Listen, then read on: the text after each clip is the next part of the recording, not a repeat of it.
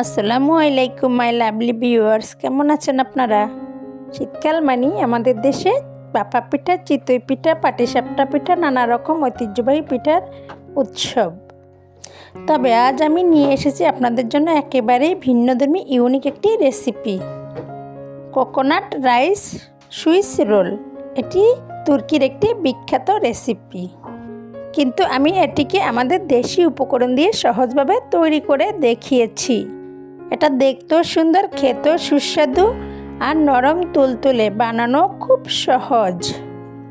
তাই দেরি না করে চলুন শুরু করি সুস্বাদু এই রাইস রোল তৈরির প্রক্রিয়া। তো এর জন্য প্রথমে আমি নিয়ে নিলাম নারিকেল কোরানো 1 কাপ, এর সাথে দিয়ে দিলাম স্বাদ মতো খেজুরের গুড়। আপনারা চাইলে এটা চিনি দিয়েও করতে পারেন।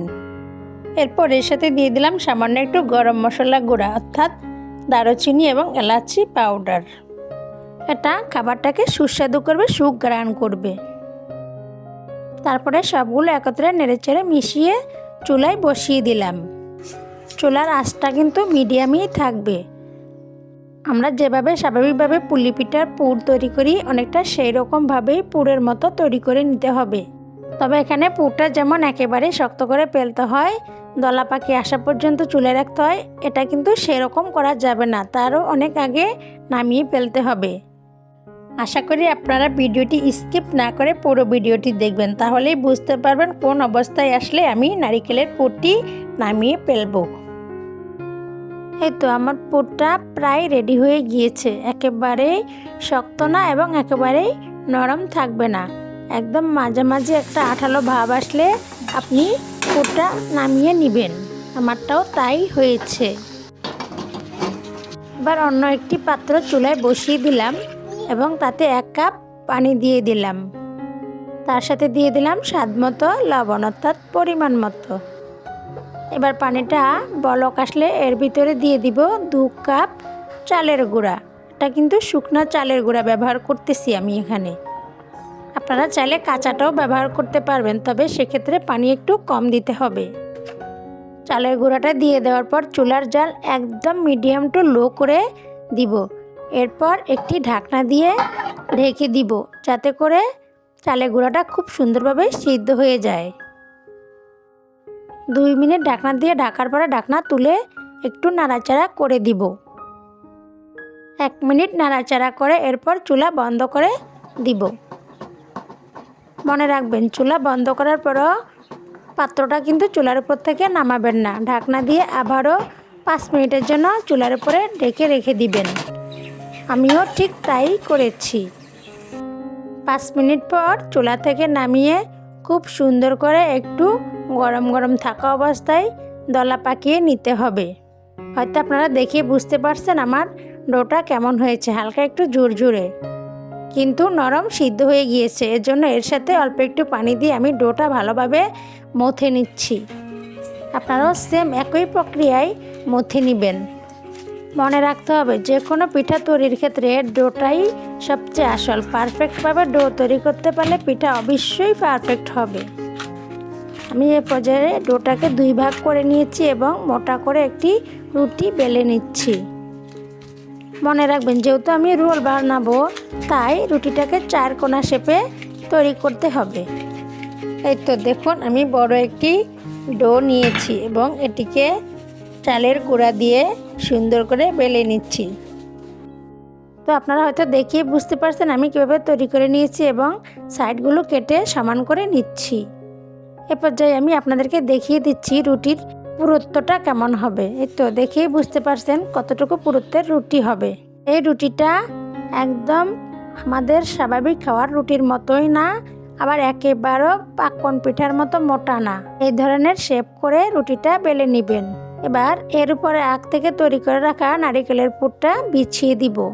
নারিকেলের পুরটা প্রথমে আমি চামচ দিয়ে ছড়িয়ে ছড়িয়ে দিয়েছি, এরপর হাত দিয়ে সুন্দর করে চেপে চেপে সেট করে দিচ্ছি। আপনারা হয়তো এখানে একটি জিনিস খেয়াল করেছেন, আমি কিন্তু সামনের অংশটা পুরোপুরি ভরে দেইনি, পুরটা অল্প একটু জায়গা ফাঁকা রেখেছি এবং সেই জায়গাটাতে একটু পানি দিয়ে লেপটে রোলটা একেবারে ভালোভাবে ফিনিশিং করে মুখ বন্ধ করে দিয়েছি। আপনারাও সেমভাবে করে নেবেন। আশা করি বুঝতে সমস্যা হয়নি। এরপর রোলটার দুই সাইড একটু কেটে নিচ্ছি। যেহেতু রোল করার পরে একটু এবড়ো থেবড়ো হয়ে গিয়েছে, সেজন্য দুই সাইডটা কেটে নিলে খুব সুন্দর হবে এবং পুরটাও সিল হয়ে যাবে। আমি আপনাদের বোঝার সুবিধার্থে আরও একটি রোল তৈরি করে দেখিয়ে দিচ্ছি।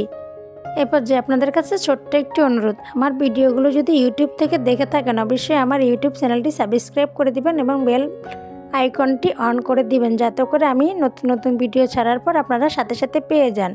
সেম একই প্রক্রিয়ায় ফেসবুক থেকেও যদি দেখে থাকেন আমার ফেসবুক পেজটি ফলো করে দিবেন এবং বেল আইকনটি অন করে দিবেন, তাতে করে নতুন নতুন ভিডিওগুলো আপনাদের কাছে খুব সহজেই দ্রুত পৌঁছে যাবে। আর বেশি বেশি করে লাইক কমেন্ট করবেন, আমি আপনাদের কমেন্টের উত্তর দেওয়ার চেষ্টা করব ইনশাল্লাহ। এটা আমি সকালবেলা তৈরি করেছি নাস্তার জন্য, সকালবেলাই আবার খেয়ে ফেলেছি।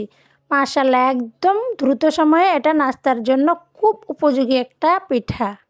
আসলে এটি তুর্কির একটি বিখ্যাত ডেজার্ট, ওরা খুব খায়, ওদের দেশে এই পিঠাটা খুব চলে, ওদের খুব জনপ্রিয় একটা ট্রেন্ডিং সুইস রোল।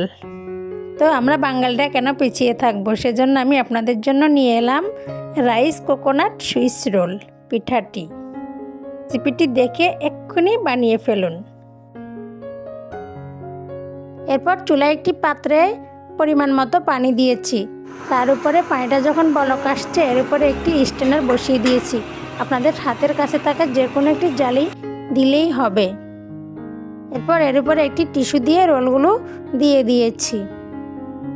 10 মিনিটের জন্য বাফে রাখবো। এই তো 10 মিনিট পরে আমি এখন চেক করব আমার রোলটা হয়েছে কিনা। দেখুন একেবারে হয়ে গিয়েছে, তাই আমি উঠিয়ে নিচ্ছি বাফ থেকে তোলার পরে একদম ঠান্ডা হওয়া পর্যন্ত অপেক্ষা করবেন, তারপর কাটবেন, তাহলে আর ছুরিতে লেগে যাবে না। আমি কিন্তু ঠান্ডা হওয়া পর্যন্ত অপেক্ষা করতে পারিনি, যেহেতু ঘরে ছোট বাবুরা আছে। আমি একটু গরম গরমই কেটে ফেলেছি, তাই ছুরিতে একটু লেগে গিয়েছে। সমস্যা নেই, আপনারা ঠান্ডা হওয়ার পরেই কাটবেন।